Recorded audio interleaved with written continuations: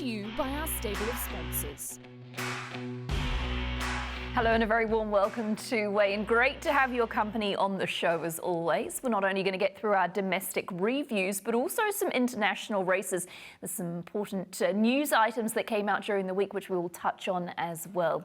Got the two co-hosts this morning. Butch Castles is with us. Butch, great to have you. Made the long trip up the motorway to be with us today, but some exciting news out of the Waikato, which we'll get into a little bit later on. Yeah, lovely to be here. Thanks for having us, Emily. Looking forward to discussing that along with Saturday's racing and handicapping review changes and the like. And yes, it is exciting times, the three clubs signing that memorandum of understanding in the Waikato.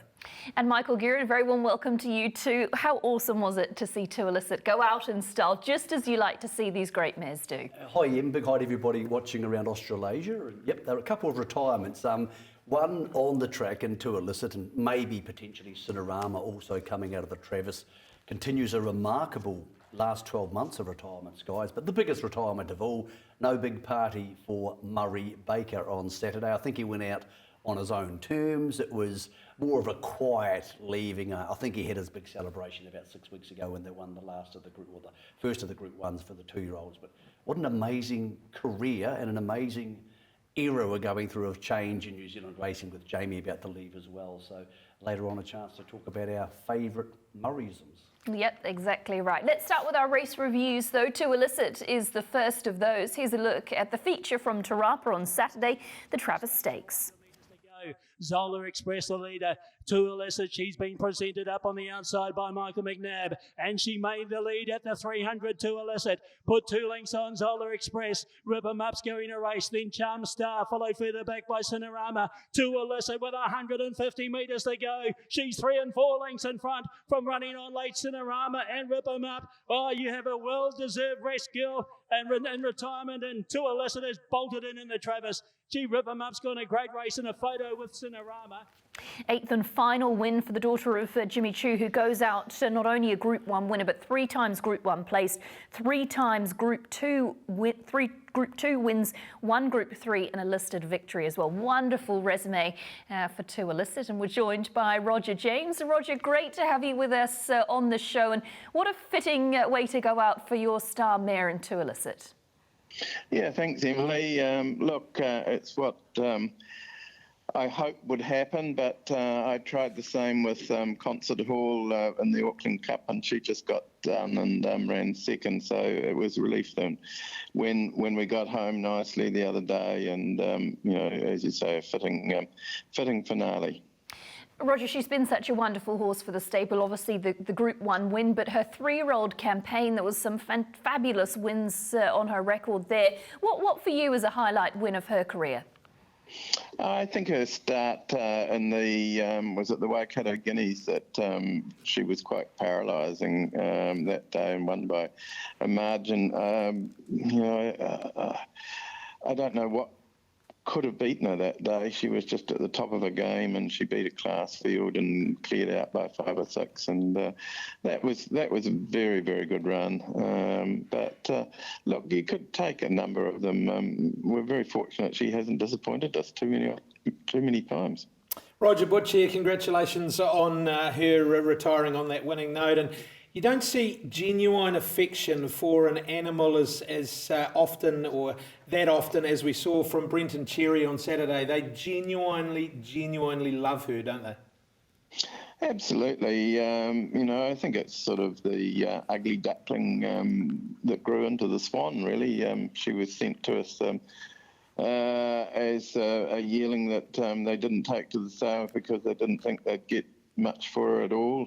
Jimmy Choo by then wasn't the flavour of the month, and really they sort of you know, they didn't have big expectations for her. You know, they race a lot of beautifully bred fillies, and obviously when you're putting those sort of fillies in work, whether you bought them or bred them, you know, you've got fairly high expectations, and this was sort of a bit the opposite scenario, and I think possibly that's why it's she's become very close to them. Roger, it's become a time for you and Robert and some of your stable clients of retirements. We know Concert Hall has been retired and she's off to Pura and Canto. This big girl is off to Australia to be mated next season. And also Hypnos, I believe, has been retired. But you've reloaded because you've not only got Pinarello heading for the Queensland Derby, Roger, but these two-year-olds we saw on Saturday. Let's talk first about Chimario. He's obviously a pretty good horse. Absolutely. He's just kept on improving, and I think will keep on improving too, because he's lacked a little bit of professionalism at times, and he has got better with every run, but he's been stakes placed twice and then won his last two, and you're right, he's still on the improve, but it was a good effort on Saturday. Yeah, it was a really good effort, Roger. Interested in whether you'll look to do maybe what was done last year, back up out of this race into next week's stakes race? Have you got your Waikato stud cap on, or have you got your weigh-in cap on, Butch? I've got a pretty big head and it can cope with a few caps at the one time, Roger. Look, he's been nominated already, so we're considering it. Yeah, for sure. And look, the filly that won at Whanganui, she was just super. She looked like a gorgeous big daughter of Poisson on the tally. She must have been a lovely yearling as well, because you gave plenty for her, but gee, they don't win like that very often. She was an absolute stunning yearling, and we had a lot of comment after we bought her of people that loved her, and I was just fortunate that I had an owner that that believed in our judgment. First time owner. He did have a share in a horse with me about 15 years ago, but I think he's been busy making money in the meantime, and he did say at that stage that one day I'll come back and do it properly, and he approached us before the sales, and that was the result. So they got a huge thrill on Saturday. And Roger, what are the plans for Prowess going forward? Look, she holds a nomination as well for Saturday, but by no means a certainty. We'll keep options open and watch the space as the week unfolds. But look, I think she's got a very big future, and she, as Butch alluded to, she's a big girl, and all season she's been growing, and I think she's probably nearly finished her growing, but she will furnish into a beast of a filly by the spring, and I certainly don't want to be doing the wrong thing with her. And Roger, talking of three-year-olds, of course, Pinarello heading towards the Queensland Derby. How's the preparation travelling, and what's sort of the next move that you make with Pinarello? Look, he'll run in the Rough Habit Plate a fortnight from last Saturday. It'll give him 3 weeks between runs, which I'm happy about. And then all going well onto the Derby 2 weeks later. But he's another horse that time and patience has been the best thing for him. I think last start we finally saw a made racehorse, whereas up until then he was at ones and twos, didn't quite know how to be a racehorse, didn't have any gate speed at all for a couple of runs, and his run in the Derby, we possibly with hindsight would have been better to let him find his feet than try and organise him, and he proved that mentally he wasn't up to being organised, and never really got into a rhythm in the race. It was run at an unusual tempo as well, and bit stop-start, and his run wasn't bad, but he'd had 7 weeks to think about it, and came back and did the job really, really professionally. I thought his best run before he got on the plane. Roger, thank you so much for your time this morning, and well done with all of the success to you, and also Robert, of course, with To Illicit. A happy retirement to her, and such exciting times ahead with these young horses coming through. I wished you wouldn't mention that retirement word too often. I looked in the book on Saturday and I saw it was 36 years since I'd won the Travis when I was in partnership with Jim, and that's starting to tell me that I should be looking at that word at some stage as well. No, you'll be right. It's not contagious. You won't catch it off Murray. You got a bit more in you yet. You'll be okay. I hope so anyway. Good mum. Thank you, Roger. And obviously the discussion is around those Group 1 horses retiring. To Illicit, one of those. But Michael, you put together a pretty comprehensive list. In the last 12 months, because it seems an awfully long time since Melody Bell retired, but that was less than 12 months ago. This is a list of, and I probably missed some, this is a list of the Group 1 winners, and it's only Group 1 winners in the last 12 months who have retired. Melody Bell, obviously we know about. Avantage sold for 4.1 million. Sadly, Probabile. Nevea, a shooting star we didn't get to see for long enough. Now, Sword of State isn't retired yet, but he will be after the Queensland campaign because Cambridge Stud are standing him at stud. Is there a favourite horse for each of you here that you've enjoyed watching? Is there one that stands out for you? Probabile for me. Probabile for you? Yeah, Melody Bell for me. I was at Hawke's Bay when she won the Triple Crown first time ever. Horse like Starcraft couldn't do it. She could. Special race. What about you? What about me? I'd probably go Probabile as well. She was just, to do it at that level over there, I think that just is next level, isn't it? It's funny how quickly you, I don't say forget about horses because that sounds disrespectful, but of course Sauvignon Blanc won a Group 1 this year. I know, and she's been retired. The Chosen One, obviously we know about at the highest level in Australia. And Royal Performer, I spoke to Bob Vance and he said, look, he's rising 10, he's had enough. Butch, your memory for galloping stuff goes back further than mine, but I can't remember that concentrated a group of Group 1 horses retiring in basically what's an 8-month gap. And look, the good thing about that is 3 of them are likely to, well, 2 we know are going to start, and I'm sure they'll find a home for the Chosen One if they haven't already, you know. So Novia already getting off the ground at Waikato Stud, looking to go. We've got Sword of State, they've announced his retirement, they're waiting to see how he goes in Queensland to announce his fee, and the Chosen One will find a home. So fantastic that those 3 are going to start. We'll keep them in the loop, a couple of the mares retained here as well too. Like it's hard for the syndicate mares because you tend to lose into the big Australian studs because they've got the big money. But obviously Sauvignon Blanc will be staying here and so will To Illicit. Spoke to Brent Taylor about her on Saturday. She's going to head to Australia to be bred from over there. He also mentioned the fact that they've got Loire up in the Northern Hemisphere.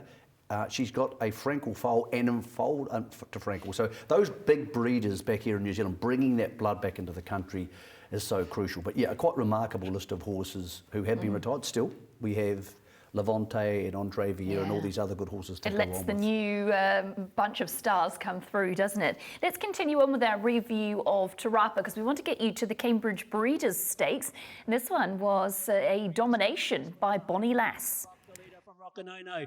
Bonnie Lass, the first to challenge on the outside. 2 away, Cote de Boone, and out wide, La Bella Beals. Further out, Synchronise, and behind these inner Shepherd's Delight. Bonnie Lass made the lead at the 200. We Will Rock, La Bella Beals arriving, so is Shepherd's Delight, White Oak Cove. Bonnie Lass in front, coming after it, We Will Rock and La Bella Beals, but it's Bonnie Lass. She is a real Bonnie Lass today. Bonnie Lass, wide draw and all too good. Second over photos between...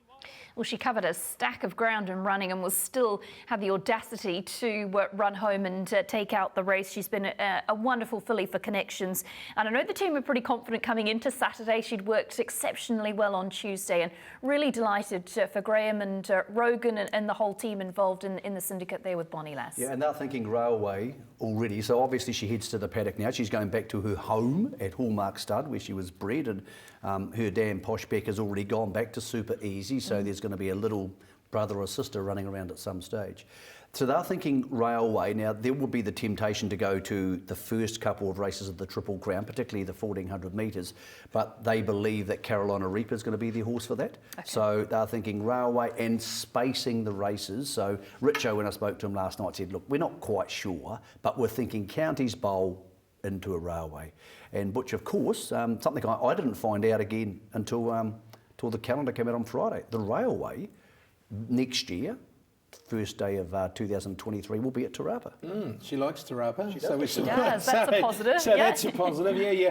You're sort of thinking, does she like Ellerslie? No, stop. There's no point in liking Ellerslie this year. Until I looked at it, because for those who haven't seen the calendar, Boxing Day, which is used to be at Ellerslie, it's going to be at Pukekohe, that you guys get to host New Year's Day, which is a huge deal, and it's going to be really...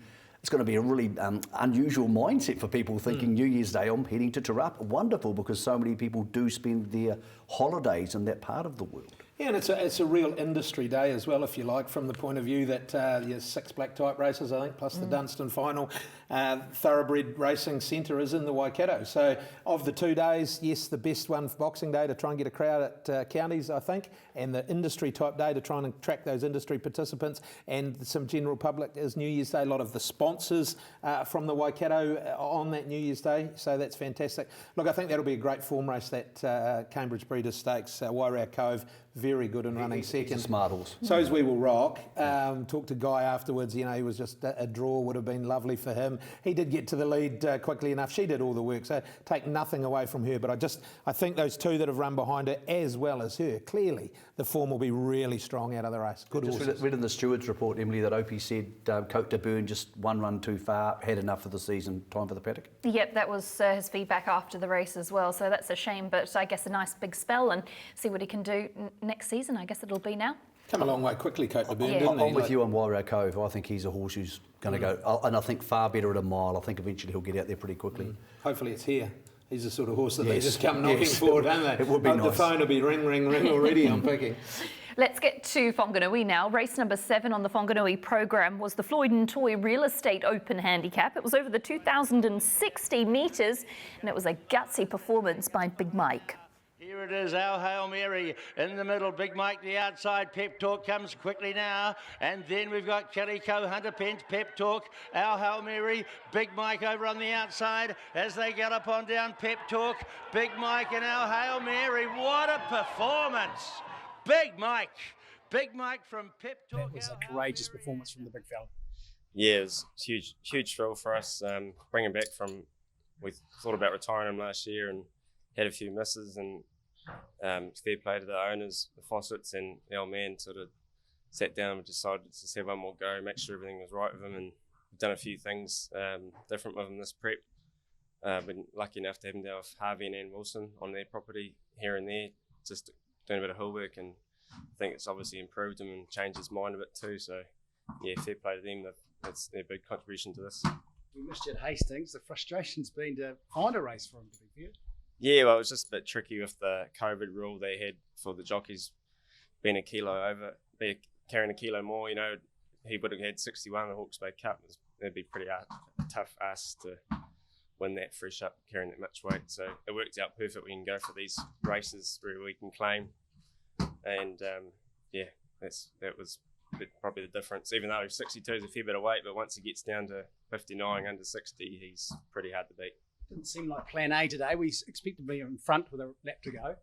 Yeah, that was a bit of a surprise. And halfway through the race, I thought, wow, he probably want to give up because he can be a bit like that if something takes him on. And old boy not getting his own way in front, he can just give up. And but obviously, Ellen found the right path on this Whanganui track. So I was watching her before the start. She was trotting around and having a good look at the track and trying to find the right path. So yeah, fair play to her. She's done her form.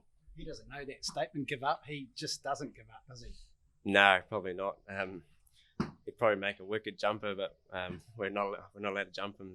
He's too precious. So we'll just tick him over through these races, and yeah, eventually we'll give up with him, and he'll have a happy retirement. You'd say tick over through the next few races. What have you got in mind? We'd love to have a go at the Rotorua Cup next start. Rotorua born and bred, and just watching the races yesterday there, it might be a bit shifty for him, that track, so we'll just see what the weather does. Obviously it's a big help with the weather at the moment, but there'll be something else for him where we can just claim again and have another go. I imagine there's been a few hangovers here at Big Mike over the months and years gone by. Oh, he's won a few cups, and I tell you what, they've all been filled up and drunk, so he's 1 in a million, and we really appreciate the horse and his owners for what he's done for us. And you learn a lot, you make a few stuff ups, but you get a day like today, it makes up for all the bad times. Take a personal bow. You and your father, you really handled this horse remarkably well. Oh, he's a very sound and big, beautiful horse, and it's easy to train a good horse. And a big thank you to Andre Neil for sending through that footage, and really good to get the interview with Sean Phelan post-race. Big Mike, I looked at his record. I noticed you just wrote it down there. 15 wins. That's a fantastic record. And they place him well, and he's always thereabouts and picks up prize money. Yeah, you're right. Look, 15 wins, close to 600,000. Some decent cup races in Australia as well as here. He's been a fantastic servant to them. Great to hear them say that they look to target the Rotorua Cup, because that's that, as Sean said, born and bred Rotorua. They'd love to win it. Hopefully they can get him there, and the fact that he won't be allowed to hurdle him must be a bit of a pain for Sean, because he'd love to hurdle him, I'm sure, but that's not where his future lies. He's been fantastic for them, and he's not finished yet from what we saw on Saturday. You'd be surprised how often I'm talking to other trainers and the name Big Mike comes up. And you know what they say? They say, well, we're going to go to this race and we hope Big Mike goes in there, because he's got so many rating points. He's a natural top weight for races, and they're hoping that they're not going to be the top weight, and they're hoping Big Mike turns up. So if you're in the Rotorua Cup, there's a good chance you're not going to be top weight, because Big Mike will be. So it's he's been top weight for so many races for so long now, because of course he won the Pakenham Cup about 2.5 years ago. Might have been longer than that. And he's won a Maui Cup, I think, as well. So he's won $600,000. In fact, he's won not a lot less than 2 Illicit. And you never think about Big Mike being a serious Group 1 horse, but he's a serious top of the handicap horse. Especially now that they can claim in all of those non-black type races. Yeah, so if you remember 3 or 4 years ago, there was always one race on a Saturday that was a non-claiming race, and it was often the open staying race. Now, each of those races are claiming races. Alan and Nicholas can take the 3 off, 62 down to 59. Very, very competitive, as we saw Saturday. Let's get to race number 5 there, which is the Whanganui G. Bristol and Sons Open Handicap. This one's over the 1360. Secret of More was the winner. Around the home corner by 2 from Lincoln's Cruise. Time's ticking's over on the inside, looking to get an inside run. And then we've got Love for All starting to put him with a good run. And Colorado Star looking to pierce through as well. Old Town Road, Secret of More out wide's coming after it now. Colorado Star the inside, Secret of More. Secret of More has got Old Town Road and Colorado She was really good today, Robbie. Just take us through the race, a little bit slow to begin. Yeah, that's right, Andre. Look, she sort of jumped up in the air, and I've missed the kick by probably a couple of lengths, but I've just bided my time. They went hard early, so I just bided my time and crept up slowly towards from the half mile to the 600, caught on the back of them, and just waited for a nice run through and angled her out to the outside, and she obliged really well. I like what you're saying. You were biding your time, so there was a bit of a gap between the field, you and, of course, the Alan Sherrick horse behind you. Yeah, of course. Look, I couldn't see Alan's horse, obviously, because I was in front of it. But there was a bit of a gap from the second last, third last horse to where I was, Andre. But I knew with the pace that they were going, they were always going to come back. And again, look, I sound like a broken record. I just waited for my time to creep up slowly. And once I connected to the back end of the field, I actually started travelling not too bad. Time or that period of the race seems to be at the 600 metres here at Whanganui, where things get a wee bit serious.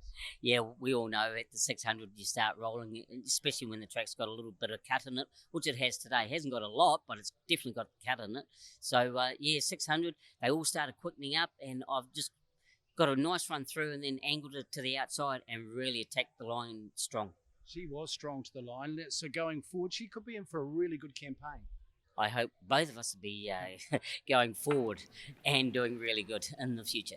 Oh, Robbie Hannam, great, isn't he? And a really good win aboard. Secret More, not seen since the 23rd of October at Canterbury. So they've done well to get it up and winning fresh. Yeah, former Tiaka horse. So Robbie Patterson now trains, and Robbie is on the Gold Coast with Coventina Bay, and he's taken a filly across a nom de plume for the Queensland Oaks. They both race this weekend. Sam Collett will ride Coventina Bay. He said with this horse, she'll have one more start on the weight for age sprint at Rotorua, and then she'll head to Queensland as well. They'll try and find her an off big day race, and then she'll be sent to start over there. So not too many more races in her, but yeah, she'll be joining the 33 other New Zealanders who flew into Brisbane on Friday. And Butch, you've been doing this a bit longer than me. That's the biggest team I can remember going to a carnival for me.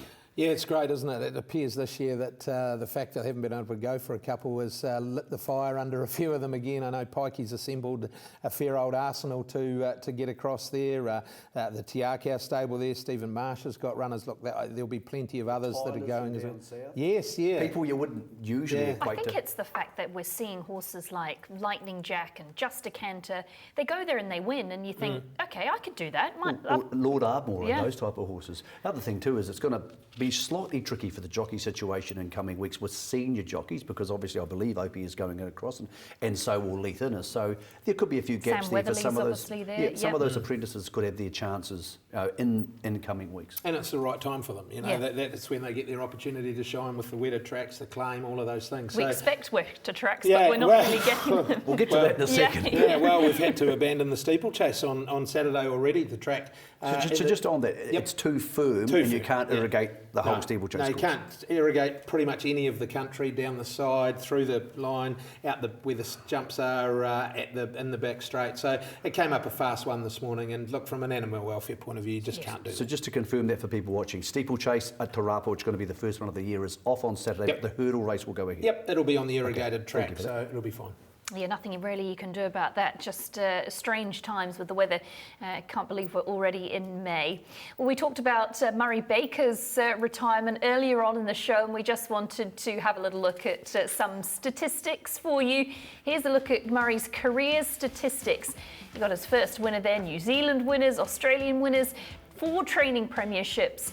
And you've also got New Zealand Horse of the Year 5 in succession, which is remarkable. Now, I know we wanted to give our favourite Murray moment. I'll start with you, Michael. What do you got? I've actually been lucky enough to have a couple of horses with Murray, and what I liked is the fact that nothing seemed to change him from winning the Caulfield Cup to winning any other race. It was always just Murray wombling away, doing what he did. I like the fact that in a world where hyperbole and selling stallions and all that sort of stuff is now part of the game, as much as I can tell, because I've only known him for probably 15 years, nothing seems to have changed him, even though if Murray's body of work of Group 1 wins in Australia was held by an Australian trainer, there'd be so much hype about it, what a great trainer he is. People just have respect for the fact that Murray's old school, and Butch, they don't come much more old school than Murray. No, I loved seeing Bjorn interviewed on Saturday on TV saying he's now the best trainer in his family. So, look, he's been trying to be that for a long time. No. He's probably never going to be while Murray was still training. So he is now that. Look, yeah, Murray's... last time I was on here, we talked about it. I think he was had announced his retirement. I've known him since I was cutting my teeth in racing administration in the Central Districts. And look, Murray hasn't changed. He's there's only one Murray Baker. He will be missed. He will miss it as well. Make no mistake. He will miss it. He didn't get to the races that often over the last few years, but when he did, everyone was full of respect for Murray. I remember one day at Ellerslie watching him win an AJC Derby in the little administration office we had. We used to race at the same time, and for whatever reason he wasn't there this particular year, and I watched it with him in the office, and it appeared to me it was like just winning another race, but he was, he is a great trainer with a great record, and I wish him a great retirement. What was he like to work for?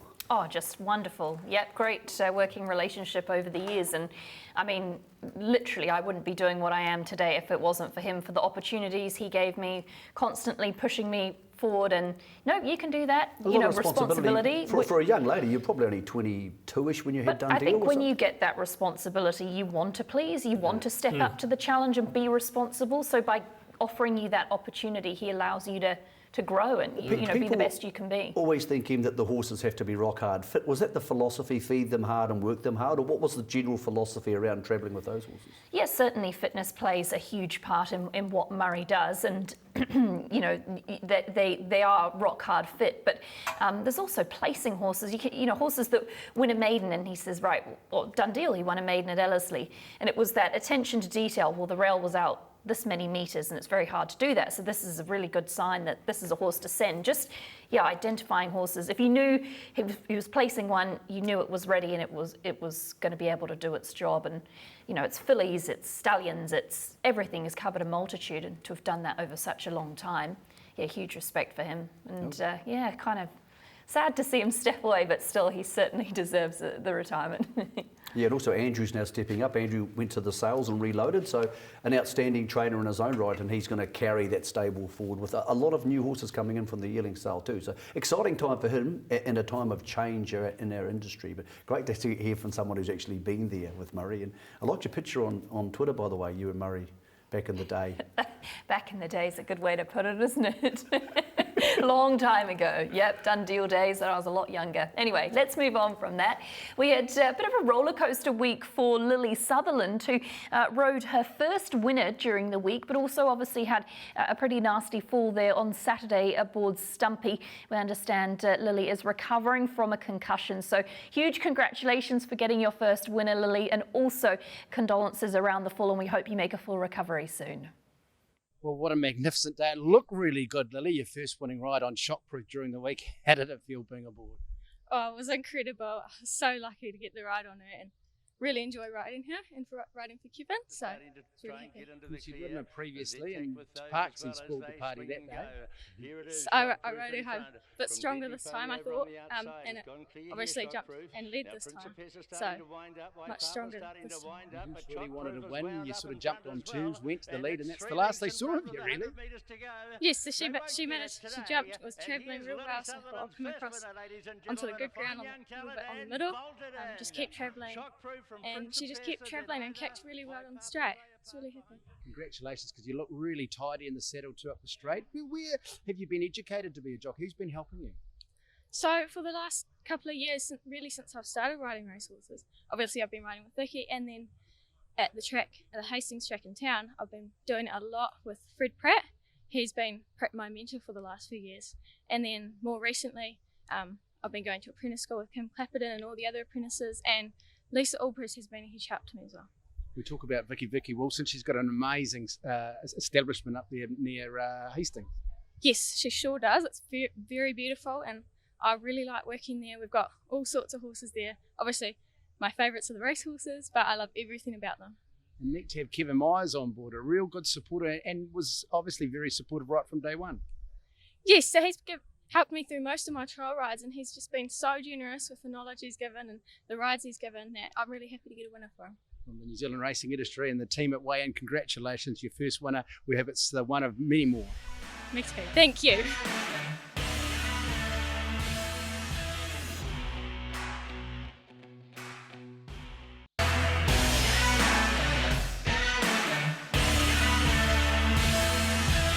Today's weigh-in is brought to you by our stable of sponsors.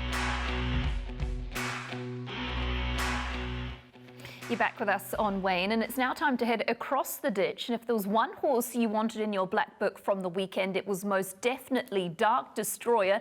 Have a look at this run. This was the Queensland Guineas at Eagle Farm.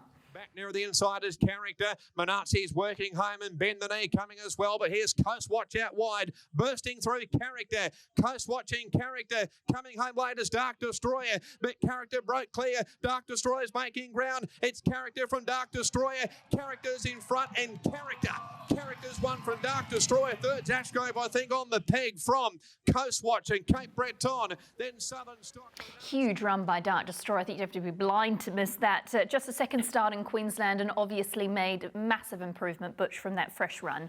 Yeah, hadn't raced for a fair while due to little issues that popped up. Look, the morning of the Legacy Lodge Waikato Guineas, it was scratched with an issue. Hadn't raced since, so took massive improvement. Very, very good run. Good margin back to the third horse, which is always nice to see. Reading report sounds like Rough Habit Plate, as long as David Archer agrees with Lance and the team, that'll be the path through to the Derby, and he's going to be a genuine chance for sure. Yeah, and a very sad weekend for the stable because obviously Lance and Andrew Scott trained together. Andrew was across there now. Andrew's father, Jack, who was 90, was killed in a car crash very sadly on Friday. Obviously trained horses himself, and everybody I've spoken to over the weekend said champion bloke. You would know him better than I, Butch. Tough time for the whole family, from everybody in the industry to Scotty and everybody involved. We are thinking of you, and Jack trained a winner or two this year actually, so still training at 90. Yeah, and he very nearly trained a winner on Saturday as well. I don't know that anyone wasn't wishing Tremor to win the last at Whanganui. It looked like it was going to win, and Parksy just got the best out of the end. I don't even reckon Parksy wanted to win that race. I reckon he wanted to lay down, but he couldn't. Look, Jack was a real character in the Central District scene, been around it for a long, long time, and your condolences to the family and his many friends in the racing industry. In situations like that, when you have those emotional situations, there's no one better to call than your man, Tony Lee. Yeah, he did it super. He did that beautifully. So, yeah, to Scotty and everybody involved, obviously we're thinking of you guys. It's a pretty tough time, but a horse to look forward to over there for them, Emily. Yep, most definitely. And handles Eagle Farm as well, which is a real plus too. Let's get you to the Group 1 in Australia, which was the Australasian Oaks. Wasn't a New Zealand-bred winner, but it was a victory for Trent Busserton and Natalie Young. Daisies comes to the outside. They spread up. Ancient Girl, Glid of Hope got a charm run through and dashed hard to take the lead. Barb Raider matching the stride. Glid of Hope from Barb Raider. They shook off Ancient Girl. Now My Whisper called upon. My Whisper starting to lengthen after Barb Raider and Glid of Hope. Glid of Hope in front from Barb Raider. Barb Raider, Glid of Hope, Glid of Hope. The daughter of Deep Impact wins the Australasian Oaks. Glid of Hope from Barb Raider and My Whisper. Then Bonza Perla. Do Sir, Daisies from the back. Beautifully bred Glint of Hope by Deep Impact out of Sacred Site, a very valuable broodmare prospect now. $250,000 purchase for Japanese interest, Mr. Hosaka and connections.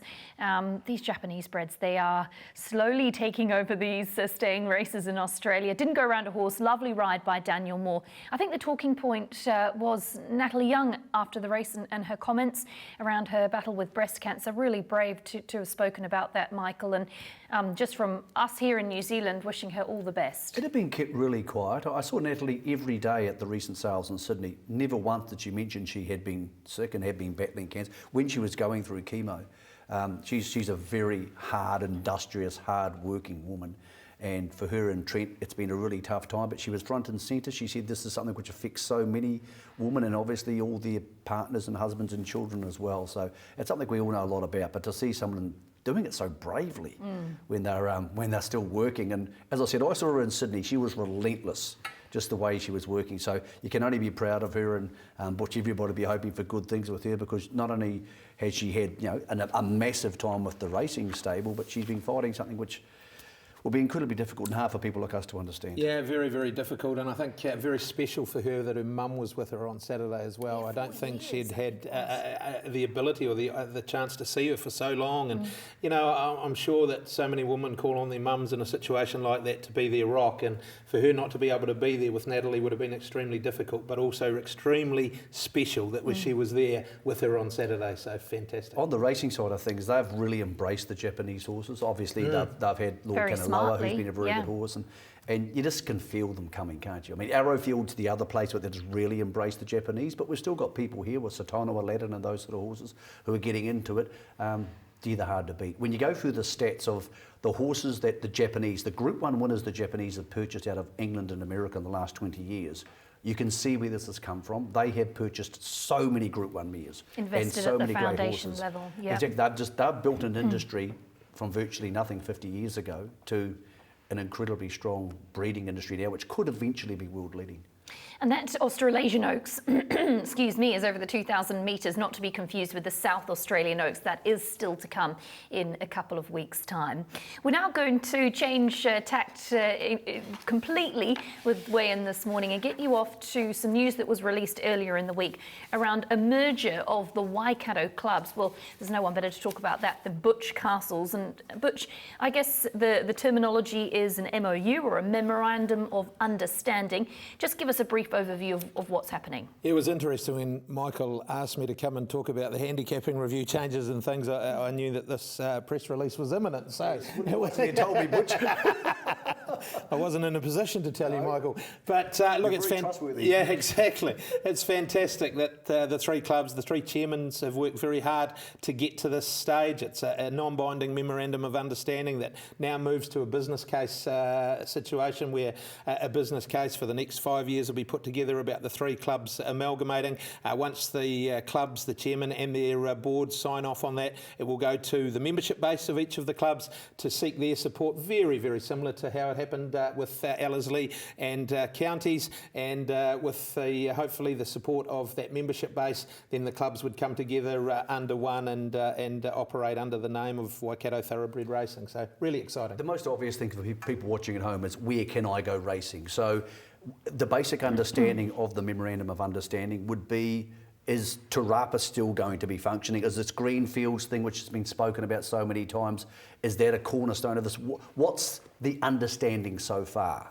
So certainly in the press release, no mention of the Greenfields thing, but the reality is that to get to a future for the best for the racing participants in the Waikato, it will be much easier for those right decisions to be made by one club rather than having 3 clubs trying to make decisions themselves to get the best outcome for everyone. And let's not forget, there's so many people derive a livelihood out of thoroughbred racing in the Waikato. So it's incumbent on each and every one of us that is employed or as part of a board in that region to try and make the right decision. Now, I firmly believe if these 3 clubs can come together, operate under one umbrella, that those decisions will become very clear into the future and that they will be made for the best of those people in that region. Who makes those decisions? Is it the board of the new super club, Yep. if in fact it becomes a thing, or is there room for outside consultancy, for example, around property?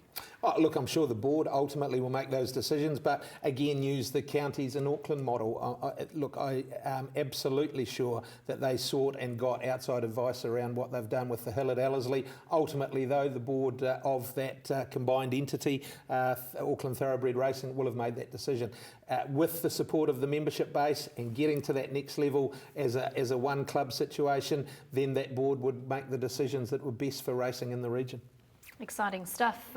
We do obviously have to move on at this point. You mentioned the handicapping as another thing that had come up, and that's something that we want to touch on here as well. Again, a number of changes, probably quite overwhelming for people at home who don't really, are just wanting a synopsis of what the key changes are. This is them, you can see them on screen, and Butch, talk us through those. Okay, so the top one, a rating 60 race, they're to be run on industry days, really to pick up those horses that maybe are struggling to get starts in rating 65 races, or equally to make them more competitive, open to maiden horses as well. You can't benchmark back into them, so if you're still a one-win horse but you're rated 62 or 63, you can't benchmark back into it. It should allow those horses to be competitive in a field that is of like type of horse. I wouldn't be surprised at all to see some maidens use it, particularly at times of year or locally, like a Ruakaka situation, if there wasn't a distance race in the maiden category and there was a 60. So it's going to create more flexibility for those horses at the bottom grade. Yep. And should keep them in the game longer. I'll tell you a really interesting one, Butch, is the end of season review of 2 and 3 year olds. Obviously a 2 or 3 year old can place in a race, a black type race early in the season, get massive rating points. So this is a panel, or the handicapper will say, let's give you a more realistic rating? Absolutely, and I think it's really relevant for those 3-year-olds out of that 3-year-old year into the 4-year-old year. It's done in other jurisdictions, and I think it's going to be vital. Look, we spoke before the show, a horse like Belaconte, she was so good through the spring. If she doesn't come up in the winter, she probably still carries a very high rating into her 4-year-old year. That might well be reconsidered because the large part of that high rating happened some time ago. So a lot of Oaks place getters, for example, end up at 82 and then they're stuck there for the rest of their lives, more or less. Yep, yeah, that can be the case. So I think it's really, really relevant. Probably not so much for a 2-year-old into a 3-year-old year, because in reality they're racing against their own age as a 3-year-old and often in set weight type races. But a 3-year-old into their 4-year-old year can be really tough, and I think that's where it's going to prove really valuable. Really interesting one is open handicaps having a gradual increase in weight, so it's not a case that if you're a rating 90 horse you automatically have to carry 62 and rating 89 carries a different amount. You're going to gradually increase those numbers slightly by half a kilo per rating point? Yeah, it's been it was changed about 6 months ago that up to the rating of 90 they carried up to 60 kilos, and then 90 and above was 62. So now it's graduated. I think it just makes it a little bit fairer for those horses in that 89, 90, 91, 92 bracket, that they don't have to go straight to the 62. And when you look at these open races, a large predominance of horses are rated, in the low 90s. So we don't have a huge number of horses rated 100. Like, we don't have a whole lot of big Mikes, Michael. So that's why he's important. We all love Big Mike, especially if we've got a horse for those races. We don't have a horse population enough to have designated rating 82 races, but I believe that heading forward, once the nominations are taken for what tends to be the open handicap, if the top weight is a rating 85 horse, that race can become a rating 85 race? Absolutely, it'll be rebranded, if you like, out of the race, so that the reality is that so many of these open handicaps, there's a reluctance of people to run in them because they keep thinking about the olden day open handicap. Well, These races are not like old style open handicaps when we had a lot of big mics, so to speak, in those races. These races are often with horses that are rated in the 80s and low 90s. So if we call them what they actually are, then I think that might encourage some people and let them understand that they're not necessarily old style opens. Mate, thanks for explaining it, because I realise that when people make these changes, they have to put words to them. Sometimes they're hard to understand. Basic language, English, worked really well. So I think I now know more than I knew a little bit long ago. But it's all information's here on Love Racing's website as well for people. But yeah, that summed it up nicely. There's a really good template on Love Racing that does explain yeah. it. So it's worth going to, particularly, from trainers. Horses that haven't raced for some time will have the opportunity to seek a re-rating, because if they haven't raced for 18 months or something, to come back on the rating they were does seem a little unfair. So that can be looked at. The owners have spent so much time and money to get them back into the game. If it can be re-rated down a little bit, it might make them competitive. Well, let's get you off to a break on weigh-in, and on the back of that we get into some international races. Let the shadows move, help me light up this room.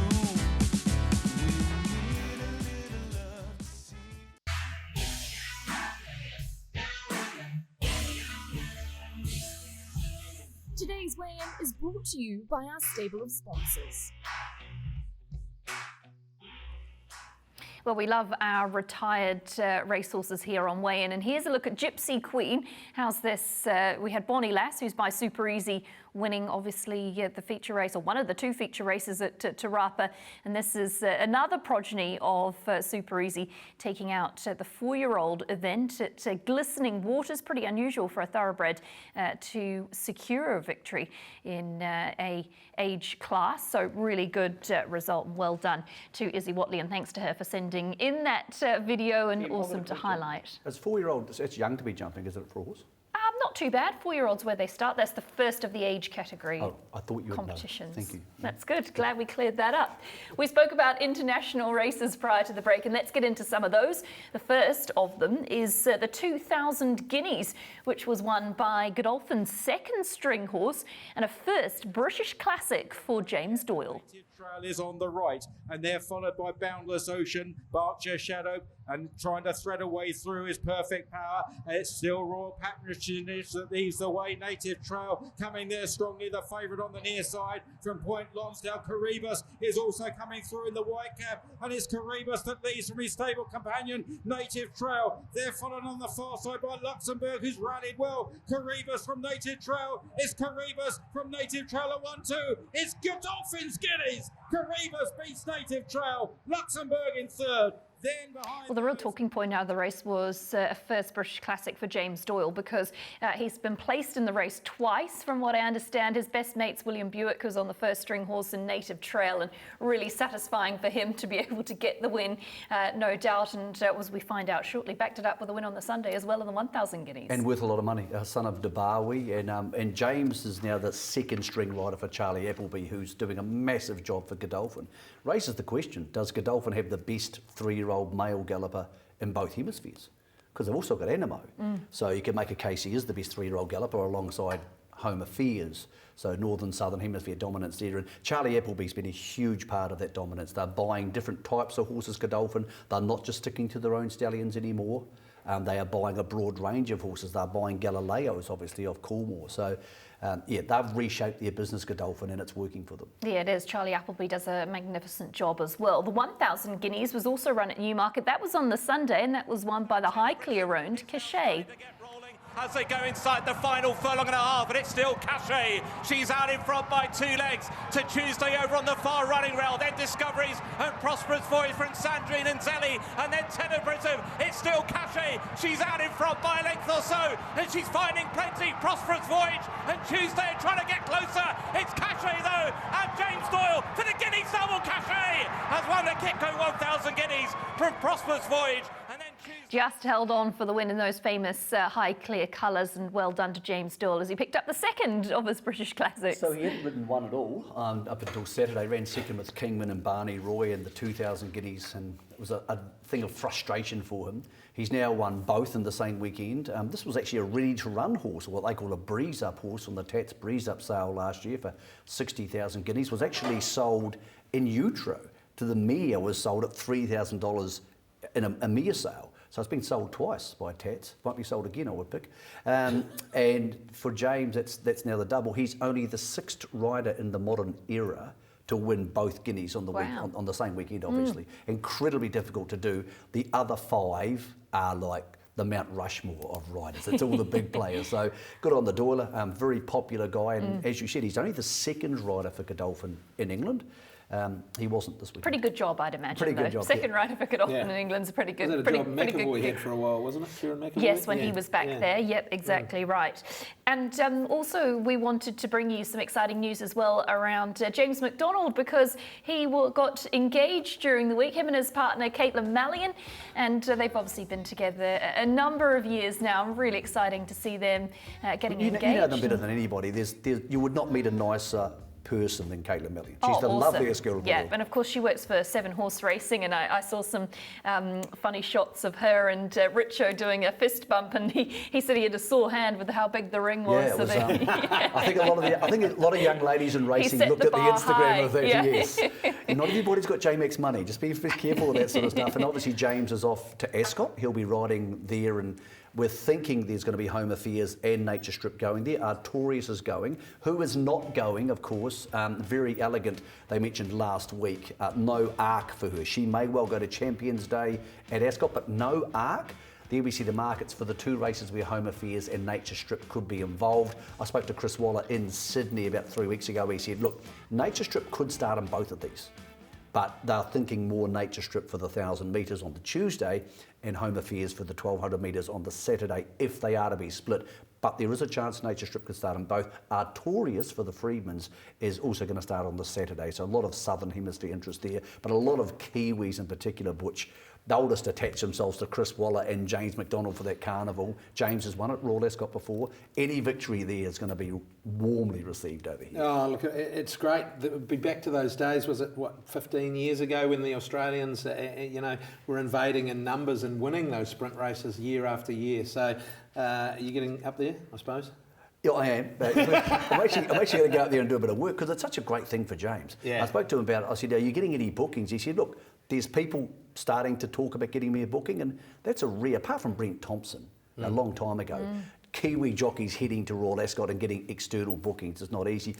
A remarkable time in his life for the young man after what's been the most incredible season I think any New Zealand jockey's ever had. Yeah, really good, and best of luck to him heading over to the UK in what'll be just a couple of weeks' time. Big thank you to you, Butch. Big thank you to Michael as well. It's been a great show. Lovely to have your company, and we'll be back same time next week.